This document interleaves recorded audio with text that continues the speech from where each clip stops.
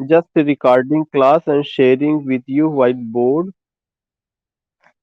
देखिए हम लोग आज जो बात करेंगे वो किस चीज को लेके बात करेंगे, we will talk about prose of romantic age. जो रोमांटिक एज का जो प्रोज है उसको लेके लेके बात करेंगे।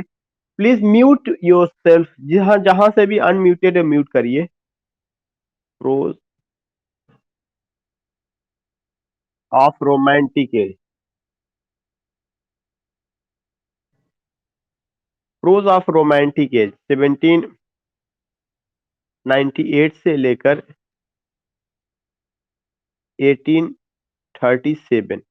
You will come to know ये जो प्रोज ऑफ रोमांटिक एज है, इस प्रोज ऑफ रोमांटिक एज में whenever we talk about, तो in comparison of poetry we found what the situation of prose. Prose का सिचुएशन उतना bright नहीं है। There are some names, journals का जमाना आया और क्रिटिसिज्म में काम हुआ। तो you will come to know कि prose is not as bright as poetry. So remember that कि when we go with this particular age, you will come to know कि यहाँ पर कुछ चीजें हमें याद रखना जरूरी है। एक तो सबसे पहला चीज की जो प्रोज भी है, जो ऐसे लिखा गया, उस ऐसे में we find the impact of poetry.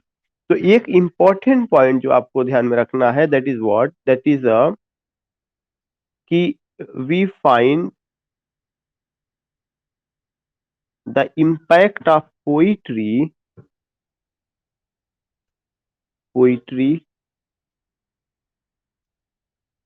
On pros.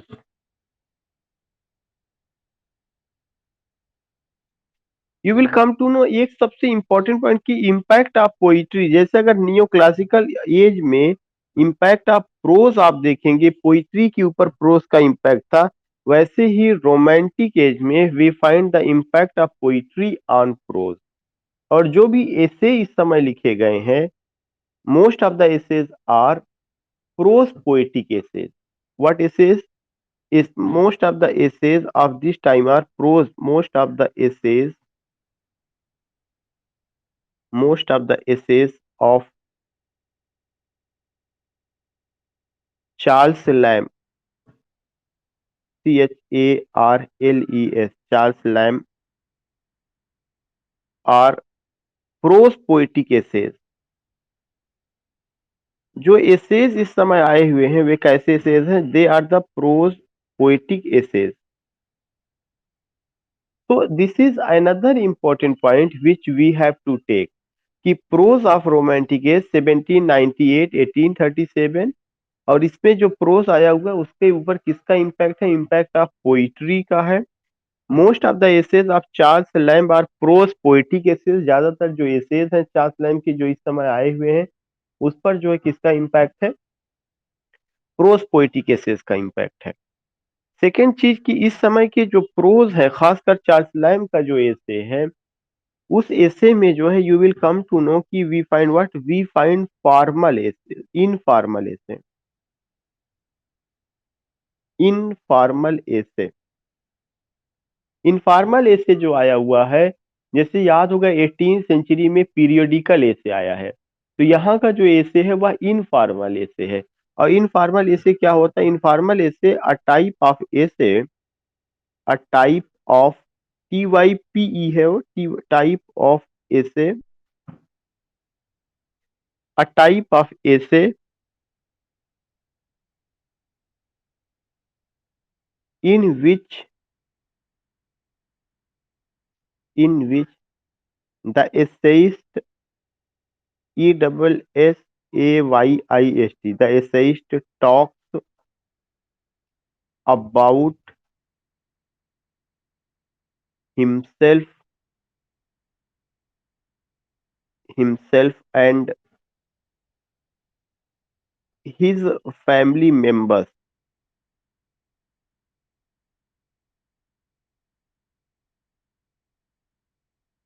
जो भी इनफॉर्मल ऐसे है उसमें जो एसेइस्ट होता है वह अपने बारे में बात करता है और अपने फैमिली मेंबर्स के बारे में बात करता है।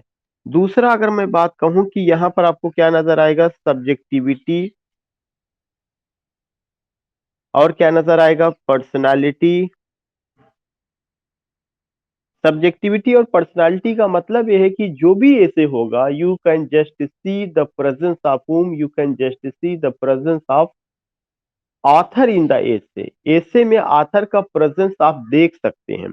तो एक तो आपका क्या है, सब्जेक्टिविटी है, दूसरा आपका क्या है, पर्सनालिटी है, अपने बारे में बात करते हैं। और फिर डायरेक्ट इंटरेक्शन विद रीडर। एक और पॉइंट आपको ध्यान में रखना है कि direct interaction with reader, interaction, direct interaction होगा किससे, direct interaction with reader. Reader से वो डायरेक्ट इंटरेक्ट होंगे, यह एक दूसरा पॉइंट आपको देखने को मिलेगा इस समय का। और साथ ही साथ दूसरा एक इम्पोर्टेंट चीज जो होगा कि इंटरेक्शन के साथ साथ रीडर के साथ इंटीमेसी, इंटीमेसी, इंटरेक्शन भी होगा, इंटरेक्शन के साथ उनके साथ इंटीमेसी भी होगा, एक घनिष्ठ, ऐसा लगता है कि दोनों में काफी अच्छा रिलेशन है और पर्सनल चीजें भी वो उससे शेयर करते हैं, अपने घर की, अपने परिवार के सदस्यों की। Specially if you go with the essay dream children and there was an other essay conversation, you will come to know कि हाउ डज ही शेयर, कैसे वो जो चीजों को शेयर करते हैं। तो एक उनके उसमें क्या है कि एक तो डायरेक्ट कम्युनिकेशन विद रीडर है, इंटीमेसी उनके साथ है, इंटीमेसी के अलावा you can just use the word friendship, all these things, intimacy, direct communication with reader, intimacy और फ्रेंडशिप, मित्रवत व्यवहार होता है। फॉर्म, ये इनफॉर्मल ऐसे की यह एक खासियत होती है। दूसरा एक और चीज जो आपको ध्यान में रखना है, इसके अलावा except these point what other things come, उसमें एक चीज ये होता है कि जो भी इस तरह का एसेइस्ट होता है, जो इनफॉर्मल एसेइस्ट होता है, informal essayist always behaves like a friend, behaves like a friend, behaves like a friend, not, not a teacher. वह फ्रेंड जैसा बिहेव करेगा, ना कि टीचर जैसा बिहेव करेगा। तो you will come to know कि behave like a friend not a teacher, वह जो है बिहेव करते हैं किसके जैसा, फ्रेंड जैसा, ना कि किसके जैसा बिहेव करते हैं, टीचर जैसा। So this is an other important point. Teaching में क्या होता है, इंस्ट्रक्शन होता है, लेकिन यहाँ पर क्या होता है, कम्युनिकेशन होता है, यहाँ पे एक इंटीमेसी होती है। जब भी आप बेकन को पढ़ेंगे तो बेकन एक टीचर जैसा बिहेव करते हैं, जो बताते हैं what is right and what is wrong. Bacon बहुत ज्यादा आपको इंटरटेन नहीं करेंगे कि आप ऐसा करिए वैसा करिए, बेकन का एक इंस्ट्रक्शन होगा, वह क्या होगा कि I am saying this and you have only to follow. वो आपको इंस्ट्रक्ट करते हैं और आपको फॉलो करना पड़ता है। तो बेकन का जो बिहेवियर है इनकी तुलना में वह डिफरेंट है। ये क्या करते हैं, ये इंटीमेसी स्थापित करते हैं, कम्युनिकेशन आपसे डायरेक्ट रीडर से करेंगे। यही क्या, जो भी पर्सनल एसेइस्ट या एक तरह से जिसमें सब्जेक्टिविटी है, जिन्होंने इनफॉर्मल एसेज लिखा हुआ है, क्योंकि बार बार बात चार्ल्स लैम्ब की होगी, चार्ल्स लैम्ब बड़े एसेइस्ट में शुमार किए जाते हैं। This is why I am talking about this man, कि मैं इस मैन के बारे में बात कर रहा हूँ। Second important thing which I want to tell you कि when you go with this particular man, especially Charles Lamb, या उस समय की जो एसेइस्ट हैं, वो बिहेव्स लाइक अ फ्रेंड है ही है, नॉट अ टीचर। इसके अलावा उनमें एक और चीज रहा है, वह चीज क्या रही है कि you will come to know कि उन्होंने जो भी बातें किया हुआ है, वह वही है, दोबारा वर्ड आएगा कि unlocking of heart and soul, emotional aspect ज्यादा, वो रीजन को इतना इंपॉर्टेंस नहीं देते कि तर्क पे कोई बात करे। जो अटैचमेंट है उनका वो दिल से है, जो म्यूचुअल रिलेशनशिप आप एक तरह का देख सकते हैं। तो उनके ऐसे में क्या है, unlocking of heart and soul, unlocking of heart and soul.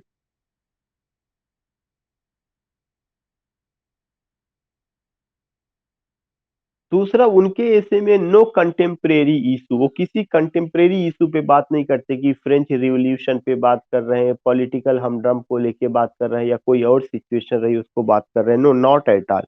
तो there is no reference of contemporary issue, no contemporary issue.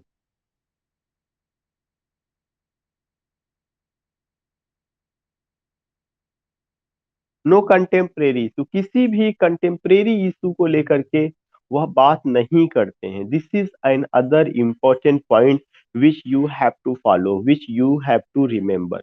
So what I want to say, what I want to tell you, this is another important aspect, this is another important point which you have to keep in your mind, जो आपको अपने mind में रखना चाहिए। तो unlocking of heart and soul, no contemporary issue, all these things you have to गो।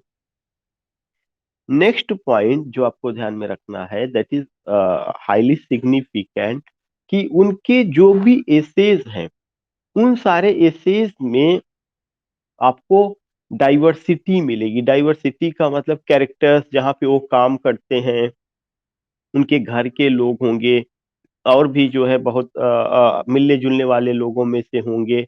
और अपने essays में उन्होंने लैटिन आर्केइक वर्ड्स यूज किए हैं, लैटिन कोटेशंस यूज किए हैं, इस तरह की चीजें आपको देखने को मिलेगी।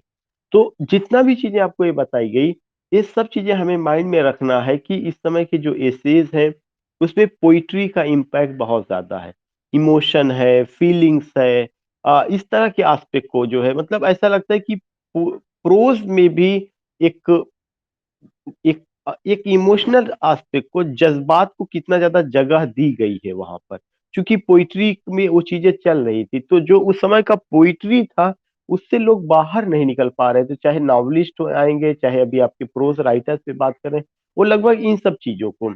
और चूंकि जो बातें हो रही हैं वे किसके बारे में हो रही हैं, वे या तो अपने बारे में हो रही हैं, या जो आम आदमी है उसको लेकर के। यू डोंट फाइंड की any reference of king, queens, ministers, landlord, ऐसा नहीं है। और ना ही कोई सुपर नेचुरल कैरेक्टर की इस तरह की कोई चीजें आप पाएंगे। तो all these things you will come to know. जहां तक उस समय के एसेइस्ट की बात है, तो मैं दो एसेइस्ट को लेकर के डिस्कस करना चाहूंगा। एक एसेइस्ट है आपके क्या नाम है, थॉमस डी क्विंजी। तो सबसे पहला जो मैं एसेइस्ट उस एज के लेना चाहूंगा, उनका नाम है Thomas de Quincey, QUINCEY। You will come to know कि जो थॉमस डी क्विंसी हैं, इन्होंने जो है क्या किया हुआ है, इनका बहुत सारा कंट्रीब्यूशन होगा, लेकिन एक कंट्रीब्यूशन जो क्वेश्चन पूछा जा चुका है, कि वो एक ऐसे आदमी थे जिन्होंने कहा कि there are two types of literature. तो एक इंपॉर्टेंट एस्पेक्ट पे ही बात करेंगे। He divided literature, DIVIDED, he divided literature into two parts, into two parts. उन्होंने लिटरेचर को दो हिस्सों में बांटा। एक हिस्सा हुआ लिटरेचर ऑफ नॉलेज, जो मैं अपने पहले की क्लास में कभी जिक्र किया था, literature of knowledge, KNOWLEDG, literature of knowledge. दूसरा हिस्सा है literature of power, literature of power. You will come to know कि उन्होंने कहा कि जो लिटरेचर है, या पूरी दुनिया में जो लिखा गया है, जो पढ़ा जा रहा है, जो पढ़ाया जा रहा है, यह दो तरह का है। एक है लिटरेचर ऑफ नॉलेज और दूसरा है लिटरेचर ऑफ पावर। तो जो लिटरेचर ऑफ नॉलेज है, इसमें फैक्ट होता है, और जो लिटरेचर ऑफ पावर है इसमें फिक्शन होता है। सो यू विल गेट कि उन्होंने ये सारी बातें बताई हैं कि लिटरेचर ऑफ नॉलेज है और लिटरेचर ऑफ पावर है। लिटरेचर ऑफ नॉलेज में फैक्ट है, और लिटरेचर ऑफ पावर में क्या है, फिक्शन है। These things he told. ये क्वेश्चन पूछा जा चुका है कि who divided literature into two parts. तो थॉमस डी क्विंसी, जो कंटेम्प्रेरी ऑफ विलियम वर्ड्सवर्थ हैं, या उन सब के जमाने से बिलोंग करते हैं, उन्होंने जो है इसको किया हुआ है। इन्होंने कुछ और भी बातें की है, लेकिन इसका मतलब ये नहीं कि मैं सारी चीजें यहीं पे डिस्कस कर ले रहा हूँ। मैं जनरल चीजें अभी बता रहा हूँ, मैं अभी राइटर नहीं लिया हूँ। अभी मैं राइटर जब मैं लूंगा तो ऐसा नहीं कि मैं कॉलेज को पूरा कर दिया हूँ। मैं हिस्ट्री के पर्सपेक्टिव से आपको ये बता रहा हूँ कि what happened in romantic as, specially in prose में क्या हुआ, पोइट्री में क्या हुआ। अभी तो मैं कॉलेज को भी लूंगा, आपको कॉलेज से रिलेटेड बहुत सारे पॉइंट्स हैं उसको मैं डिस्कस करूंगा। लैम्प को मैं अलग से आपको स्पेशली पढ़ाऊंगा, उससे रिलेटेड चीजें, क्योंकि वो उसमें बहुत सारी चीजें ऐसी जो GIC के पर्सपेक्टिव से, बाकी चार्ल्स लैम्प PGT में प्रिस्क्राइब्ड है। तो डोंट थिंक कि बस इतना ही, इतना इसलिए बात हो रहा है कि आपके माइंड में just I want to draw a picture, what was the situation of prose, what was the situation of poetry, what was the situation of drama ये आपके माइंड में होना चाहिए हल्का सा कि कौन लोग थे, उन्होंने क्या काम किया। अब जैसे हम लोगों ने बार बार आज बात किया कि जो भी ऐसे आया है ज्यादातर वो इनफॉर्मल ऐसे रहा है, उसमें सब्जेक्टिविटी है, पर्सनालिटी है, प्रोस पोइटिक ऐसे है। तो एक जनरल कैरेक्टरिस्टिक्स जो है रोमांटिक एज के प्रोस की हम लोग देख रहे हैं। उनमें से एक नाम मैंने टॉमस डी क्विंजी लिया। दूसरा नाम मैं आपको आपके सामने जो ले रहा हूं दैट इज चार्ल्स लैम्ब।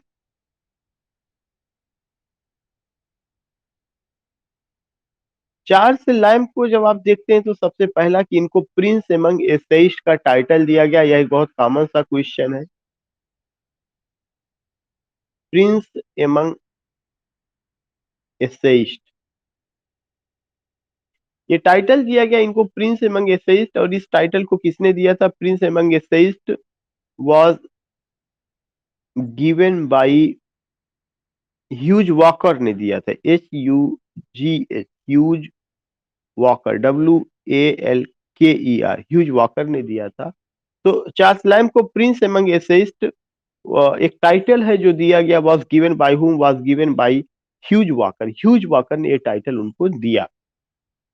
दूसरा चीज आप ये देखेंगे कि इन्होंने खुद चार्ल्स लैम्ब ने कहा था जो है एडमंड स्पेंसर को पोएट पोएट, चूंकि लैम्ब की बात हो रही तो माइंड में आ गया, वो मैं यहाँ पे लिखवा देना चाहता हूँ। ही कॉल्ड, ही का मतलब कि Charles lamb, he called Spencer, SPENCER, he called Spencer poets poet, poets poet, उन्होंने स्पेंसर को। तीसरा चीज आपको ये ध्यान में रखना है कि इंग्लिश लिटरेचर के सबसे बड़े आपके पर्सनल एसेइस्ट या informal essayist, a well known, a well known formal informal, IN,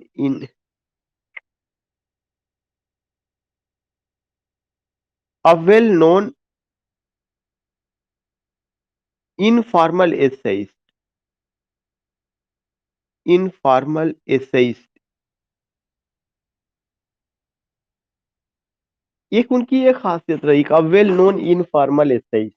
तो you will come to know कि उनका अपना, उनके जो प्रोज हैं उस प्रोज में यू विल फाइंड दैट कि वो सारी बातें जो भी मैंने बताया कि अपने बारे में बात करते हैं, अपने जो उनके परिचित हैं, जो उनके अपने लोग हैं, जो मिलने जुलने वाले हैं, उन सब लोगों के बारे में बात करते हैं। तो वो सब्जेक्टिविटी सबसे ज्यादा इनके ऊपर जो इम्पैक्ट था फ्रेंच एसेइस्ट मॉन्टेन का, ही वॉज मच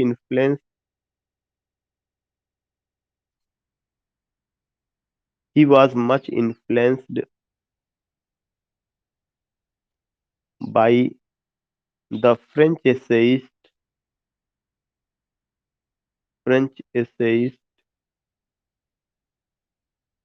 मॉन्टेन, MONTAIGNE। उनके ऊपर जो इम्पैक्ट था वो किसका इम्पैक्ट था? He was much influenced by the French essayist Montaigne, Montaigne का इम्पैक्ट था। He was much influenced by the French essayist Montaigne, MONTAIGNE,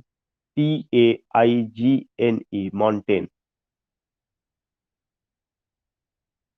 this is another important point.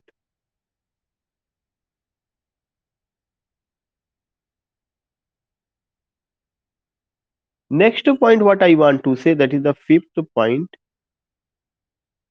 When you go with these things, तो उनका जो ऐसे है खासकर dream children, उसमें सारी कैरेक्टरिस्टिक्स आपको नजर आएगी, सब्जेक्टिविटी नजर आएगा, पर्सनालिटी नजर आएगा, इमोशंस है, फीलिंग्स है, अनलॉकिंग ऑफ हार्ट है, सोल, अनलॉकिंग ऑफ सोल है, इंटीमेसी विद रीडर है, talking about his family members, अपनी दादी फील्ड के बारे में बात करते हैं, अपनी जो बिलव्ड एलिस के बारे में बात करते हैं, दोनों बच्चों के बारे में, एलिस WN और जॉन के बारे में बात करते हैं, अपने भाई के बारे में बात करते हैं।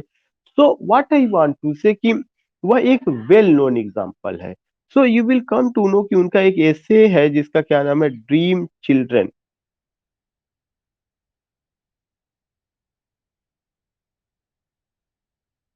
ड्रीम चिल्ड्रन इज रेवरी, ये क्वेश्चन पूछा जा चुका, REVRIE। रेवरी का मतलब होता है डे ड्रीम, दिन में देखा गया ख्वाब, reverie. Dream children is reverie, REVRIE। Dream children is reverie, day dream.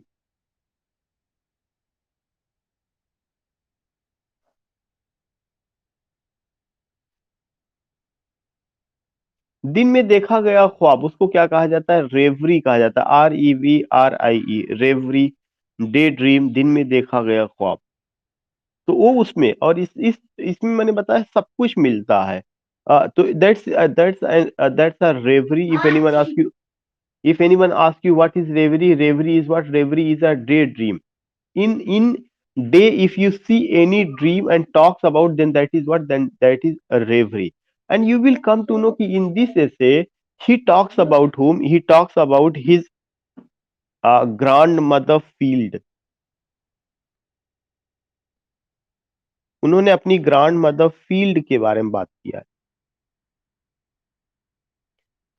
वो जो है अपने जो है भाई के बारे में बात करते हैं, brother John, beloved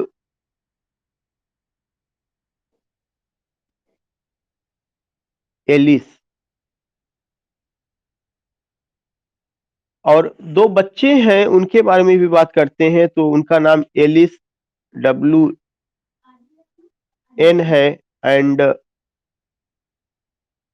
Alice WN and John L।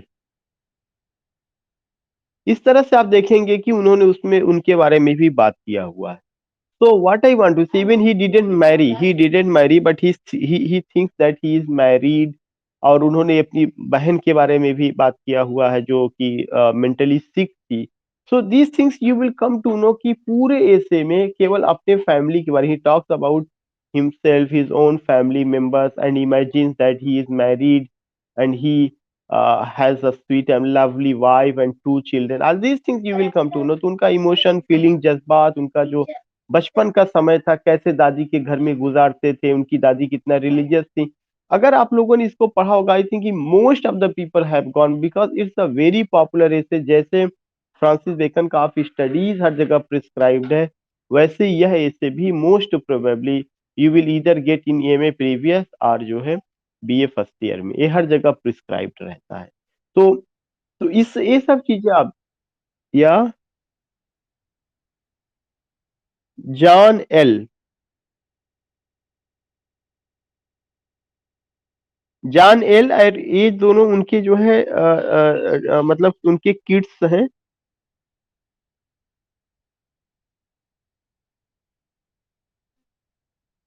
Second last line, Alice WN, ALIC, Alice, then W, then hyphen, then N, इस नाम से उन्होंने एड्रेस किया है। दूसरे में है जॉन और फिर L है।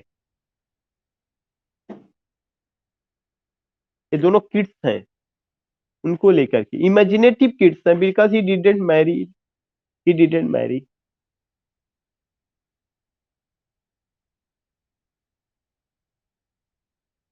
तो इस तरह की चीजें आप देखेंगे उन्होंने अपने ऐसे में बात किया हुआ। तो उनके ऐसे की एक खासियत रही है कि बहुत खूबसूरत ढंग से वो चीजों को उन्होंने रखा हुआ है। तो ये हमने आपको जो बात बताई, किसके बारे में बात बताई है? उस समय के प्रोज के बारे में बात बताई है। उस समय का जो प्रोज है एक नई शक्ल में भी आता है, वह क्रिटिसिज्म की शक्ल में आता है। तो जब आप प्रोज को क्रिटिसिज्म की शक्ल में देखते हैं, तो एक बड़ा नाम आपके सामने आएगा, जो आपका कौन रहे हैं? कॉलरिज। तो मैं जो है यहाँ पे एक दूसरे आथर को लेके बात कर रहा हूँ, कॉलरिज को, कि कॉलरिज का क्या कंट्रीब्यूशन रहा है। कॉलरिज का प्रोज के फील्ड में क्रिटिसिज्म के रूप में कंट्रीब्यूशन रहा है। उन्होंने एक किताब लिखा था, he wrote a book Biographia Literaria. कल भी शायद मैंने इस पे बात किया था, he wrote a book Biographia Literaria, LITERARIA, Biographia Literaria. You will come to know, ये जो बायोग्राफिया लिटरेरिया रही है, ये 1817 ईस्वी में आई है। और इस किताब में उन्होंने क्या किया, he made the distinction between fancy and imagination, जो एक बड़ी बात मानी जाती है। तो आपको ध्यान में रखना है वह क्या, कि he made the distinction, he made the distinction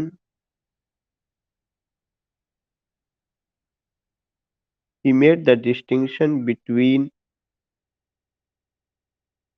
fancy and imagination, fancy and imagination।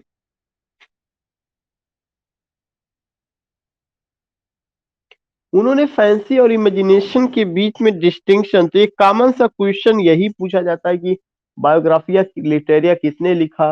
Biographia Literaria जो है, लिखने वाले आदमी का क्या नाम रहा, कॉलरिज रहा है। और उन्होंने क्या किया हुआ है, एक किताब 1817 ईस्वी में आई, इस किताब में उन्होंने क्या बताया है, distinction between fancy and imagination. आधा घंटे। तो you will come to know कि ये सारी बातें जो है आपको देखने को मिलेगा कि कॉलेज ने ये सारी बातें की हुई है।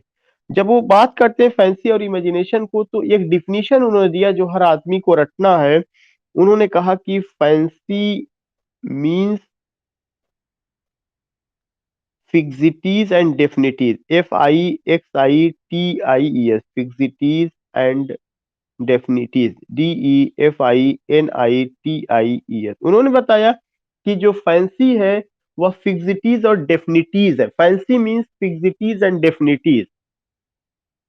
फिर उन्होंने कहा कि जो इमेजिनेशन है, imagination dissolves,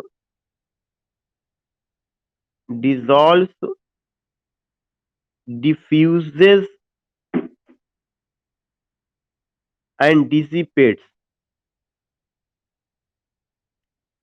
and dissipates. You will come to know कि fancy means fixities and definities. Imagination जो है, इमेजिनेशन क्या करता है, it dissolves, diffuses and dissipates. So what I want to say कि रिमेंबर दैट कि जब आप फैंसी का मतलब फिक्सिटीज और डेफिनिटीज बताते हैं, तो उसका सिंपल सा मतलब यही है कि उसमें चीजें फिक्स हो जाती, क्रिएटिविटी उसमें नहीं आती। Fancy is not the process of creativity, it doesn't help you in creativity, it only supplies material। लेकिन जो क्रिएटिविटी होगा वो किससे होगा, creativity you will come to know या you will get to through imagination. When you imagine, तो आप unconscious level पे चले जाते हैं और अपनी पहले की दुनिया भूल जाते हैं। तो वो जो अनकॉन्शियस लेवल पे आपका काम करने का होता, वो चीजें क्या होती है, it brings what, it brings creativity. तो उन्होंने जो वर्ड यूज किया है, ये वर्ड आपको रटा होना चाहिए कि इमेजिनेशन मतलब डिजॉल्व, डिफ्यूजेस एंड डिसिपेट्स। उन्होंने इस वर्ड को इसलिए यूज किया, डिजॉल्व डिफ्यूजेस। उन्होंने कहा कि जब आप किसी चीज को सोचते हैं इमेजिनेटिव वर्ल्ड में, तो उसके पहले के आकार को डिजॉल्व कर देता है, उसका प्री एग्जिस्टेंस जो होता है वह खत्म कर देता है। फिर एकदम से उसको डिफ्यूज कर देगा और फिर डिजिपेट करता है, एक नए आकार में नई शक्ल दे करके वह आपके सामने आता है। तो सच अ थिंग यू फाइंड। अब चूंकि ये एक बड़ा प्रोसेस है, जहां पे मैं आपको, अगर मैं समझाऊंगा या मैं बात करूंगा, तो यू विल गेट कि वो क्रिटिसिज्म का एक हिस्सा है, पूरा फैंसी और इमेजिनेशन की एक उनका चैप्टर है, उस पर होगी बातें लेटर ऑन। लेकिन आपको ये डिफिनीशन, किताब की डेट, कब आई हुई है, किसने ये बात बताई है, ये चीजें आपको ध्यान में रखना है। दूसरा चीज कि कॉलरिज ने क्या किया था, Coleridge opposed poetic diction of William Wordsworth. Coleridge ने poetic diction of William Wordsworth oppose किया था, जो उन्होंने रस्टिक लैंग्वेज और रस्टिक पीपल की बात की थी। Just I want to know, are you getting my voice? Actually there is unstable network in my area, again and again it is showing. So Coleridge, Coleridge, Coleridge opposed, OPPOSED, opposed poetic diction of Wordsworth, rustic language and rustic people, rustic language मैंने short में लिखा, and rustic people का जो concept था।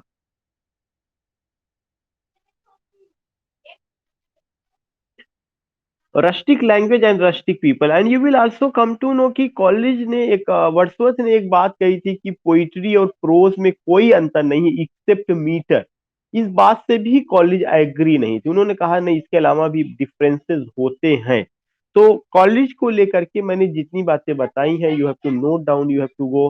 बाकी बहुत सारी बातें कि जनरली जो चीजें रही हैं कि हाँ ऐसा है वैसा है, उन्होंने ये लिखा ये किया, वो उनका क्रिएटिविटी है। एक बार अभी कॉलेज जैसे पोएट इतना छोटे नहीं है कि उनको एक छोटी सी क्लास में बता दिया जाए और आप सेटिस्फाइड हो जाए, या मैं अपनी तरफ से सेटिस्फाइड मुतमईन हो जाऊं।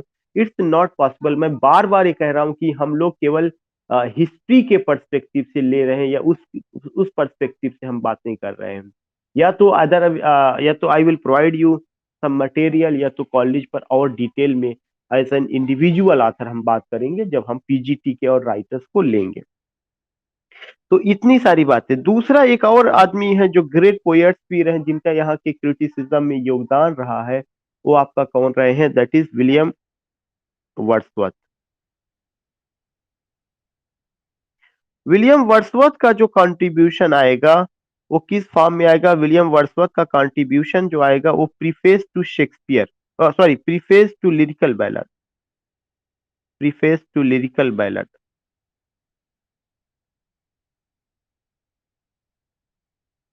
ये जो प्रीफेस टू लिरिकल बैलड रहा, ये 1800 ईस्वी में आता है। और इसमें उन्होंने जो है क्या किया, एक तो कॉन्सेप्ट जो पहला दिया, पोएटिक डिक्शन का कॉन्सेप्ट दिया। मैं बार बार ये बता रहा हूं कि rustic language and rustic people के बारे में।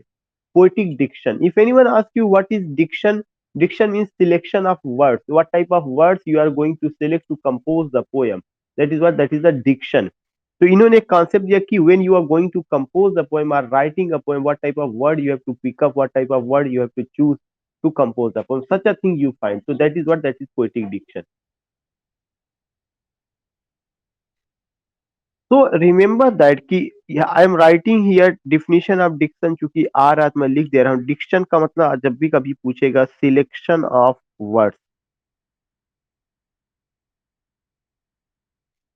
जब इनसे कहा गया कि what type of words we have to select, तो ऑलवेज रिमेंबर दैट कि वर्ड्सवर्थ ने जो सपोर्ट किया कि what type of words we have to select, उन्होंने कहा rustic language, language spoken by the poor people, poor villages, rustic language and rustic people के बारे में लिखा जाए, उनके बारे में बात किया जाए। ये बात rustic language and rustic people, ये समझ में तो आ रहा है ना? बार बार तो विलियम वर्ड्सवर्थ लिखना जरूरी है नहीं कि William Wordsworth said the use of rustic language and rustic people. We are talking about William Wordsworth, so all the hits which are available here, all the points which are available here, that are associated with that man, so I don't need to mention it again and again. So rustic language and rustic people। दूसरा चीज उन्होंने एक और बात बताई थी कि there is no difference between prose and poetry, prose and poetry except rhyme pattern, E X C E, except metre, sorry rhyme pattern, except metre. उन्होंने बताया कि प्रोज और पोइट्री में कोई खास डिफरेंस नहीं है, अगर कोई डिफरेंस है तो वह किस चीज को लेकर के, मीटर को लेकर के, यह एक बड़ा डिफरेंस है। एक्सेप्ट मीटर, ई X C E P T. एक और चीज जो आपको ध्यान में रखना है, वो हमेशा ये कहते हैं, उन्होंने कुछ डिफिनेशन दिया हुआ है जिसमें उन्होंने कहा, मैंने पहले भी लिखवाया था कि poetry is the image of man and nature, poetry is the image of man and nature. एक उन्होंने और कहा था जो ऐसे मिलता जुलता, एग्जैक्ट मुझे नहीं याद है, poetry is the countenance, C O U N T E N A N A N C, countenance of all the branches of knowledge, BRANCHES, branches of knowledge, KNOWLEDGE. So you will come to know कि poetry is the image of mind and nature. यह एक concept उन्होंने दिया। दूसरा concept उन्होंने दिया कि poetry is the countenance of all branches of knowledge. ज्ञान की जितनी भी शाखाएं निकलती हैं वो सब एक तरह से पोइट्री की हम शक्ल हैं, सब वहीं से ही आती हैं। या एक तरह से कहा जा सकता है कि पोइट्री जो है मदर फिगर है सारे ज्ञान की। सब कुछ जो है यहीं से आया हुआ। उन्होंने पोइट्री को बहुत महत्व दिया, पोएट्स को भी बहुत इंपॉर्टेंस दिया। तो बाकी एक डिफिनीशन जो मुझे लगता है सबको रटा होगा, वो मैं बहुत लंबी डिफिनीशन है, नहीं बहुत लिख पाऊंगा, लेकिन आपको यहाँ पे बता दूं कि poetry is the spontaneous, SPONTA, spontaneous, NEOUS, spontaneous overflow of powerful feelings। That is the overflow होना चाहिए। This is the overflow, overflow of powerful feelings।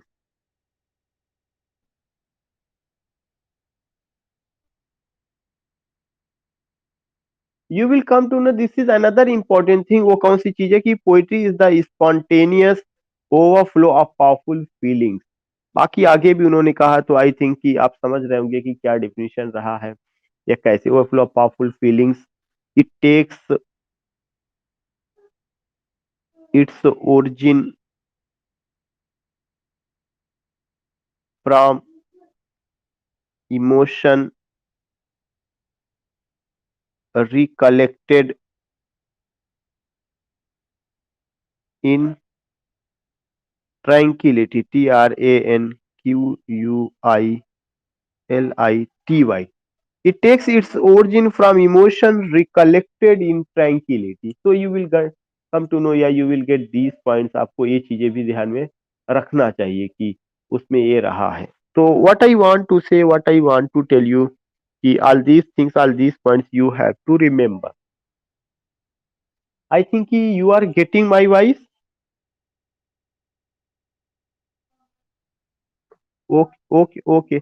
Now we have done what we have done. Prose, जो उस समय का pros था, ज्यादातर चीजें cover हो गई, वो एज अ क्रिटिसिज्म और साथ ही साथ जो प्रोज एस्टेइस्ट थे। हम अब जो है थोड़ी सी बात उस समय के ड्रामा पर करेंगे।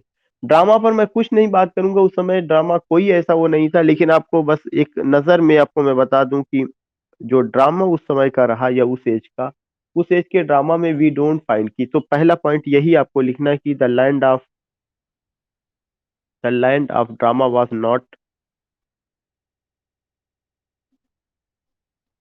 कल्टीवेटेड। जो ड्रामा का लैंड था वो बहुत ज्यादा कल्टीवेट नहीं हुआ था। कुछ ड्रामा आप पाएंगे जिसमें एक आपका प्रोमीथस अनबाउंड है। If you remember Prometheus Unbound, PB Shelley का। Prometheus, THOUS, Prometheus, THOUS,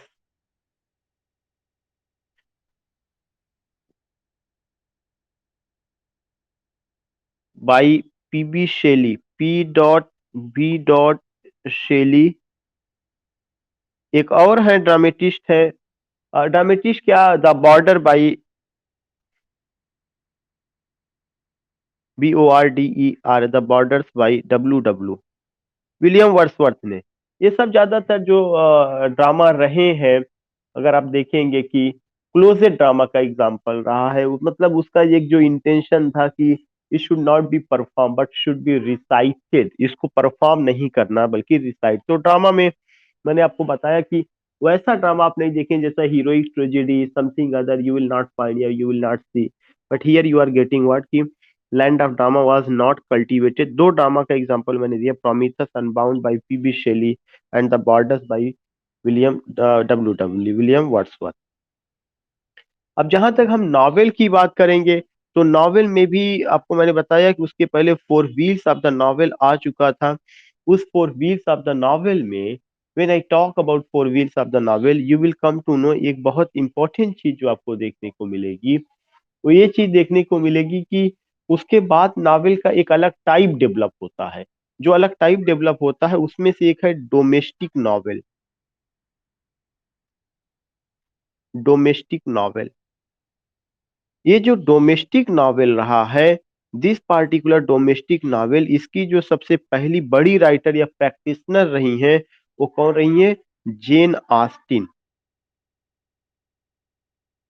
Jane Austen was a popular domestic novelist. Popular domestic novelist. Jane Austen ने जो भी डोमेस्टिक नॉवेल लिखा उसका जो थीम रहा है, वह थीम क्या था? Comparison between good and bad marriages. Comparison between good and bad marriages.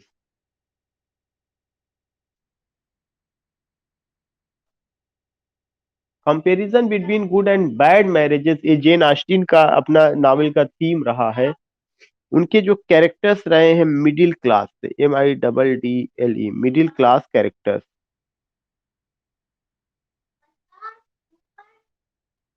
Middle class character, उन्होंने जो लिटरेरी डिवाइस यूज किया, irony and satire.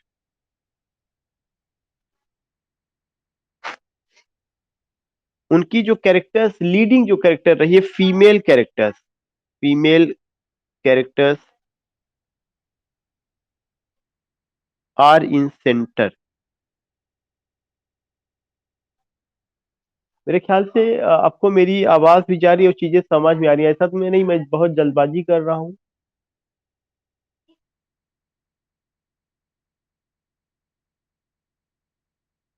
Are you getting? Okay okay. Okay, तो you will come to know कि middle class characters उन्होंने use किया, irony और satire का use किया, female characters are in centre. इस तरह की उनके नावल में मेजर प्लॉट, माइनर प्लॉट, ये लगभग हर कुछ ऐसी चीजें देखने को मिलेगा कि ये सब चीजें रही हैं। प्लॉट में काफी उनका अपना एक रोल रहा, काफी अच्छा उन्होंने प्लॉट दिया हुआ जो भी उनके नावल रहे हुए हैं। तो these are the basic characteristics. उनके कुछ नावल का नाम मैं लिखना चाहता हूँ जो इम्पोर्टेंट रहे हैं। Pride and prejudice,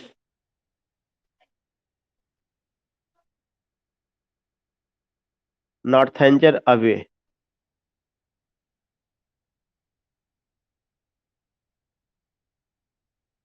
persuasion, Mansfield park,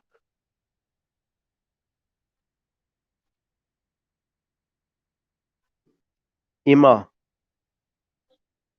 और भी उनके अपने नावल रहे, मैंने तीन चार का नाम लिखा। एक तो प्राइड एंड प्रिजुडिस, दूसरा नॉर्थेंजर अबे, तीसरा परसुएशन, चौथा मैंसफील्ड पार्क, पांचवा एमा, एक आध और भी रहा उनका। तो you will come to know कि इस तरह से उनके इंपॉर्टेंट नॉवेल्स आपके सामने हैं, which you have to remember कि these were the important novels. और इनके अलावा जो है नावल के फील्ड में एक और टाइप नावल डेवलप होना शुरू हुआ था, कोई उसमें नहीं, वो थोड़ा पहले भी डिस्कस किया जा सकता था, जो कि कौन रहा? Gothic novel. गॉथिक नावल में मैंने आपको पहले ही बताया कि अ टाइप ऑफ नावल जो है, जो जर्मन आर्किटेक्ट से लिया गया है, गॉथ्स वगैरह से। और उस नावल में ज्यादातर जो चीजें रही हैं, सुपर नेचुरल कैरेक्टर्स को लेकर के भी बात रही। Super natural characters, CHARACTERS, dismaying and fearful atmosphere,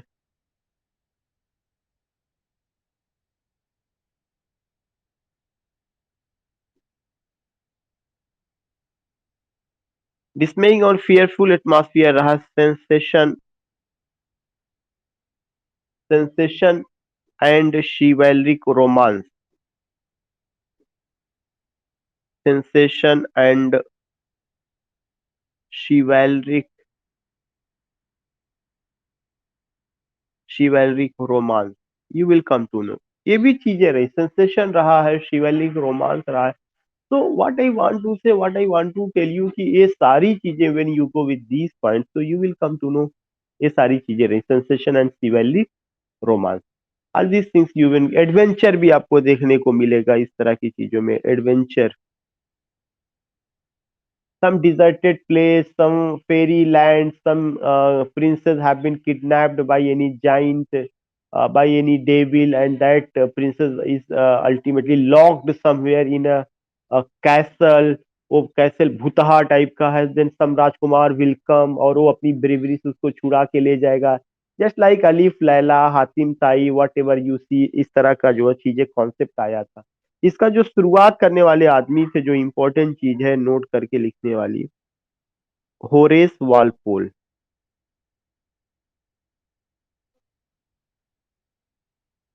Horace Walpole's castle of ऑट्रेंटो।